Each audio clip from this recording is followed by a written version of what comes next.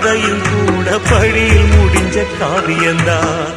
இருப்பதும் இறப்பதும் அந்த இயற்கையோட கையில, இருப்பதும் இறப்பதும் அந்த இயற்கையோட கையில. நான் மறைஞ்ச பின்னும் நிலைப்பது என் உயிர் எழுதும் கதையில. சந்திரனே சூரியனே நட்சத்திர நாயகனே, சந்திரனே சூரியனே நட்சத்திர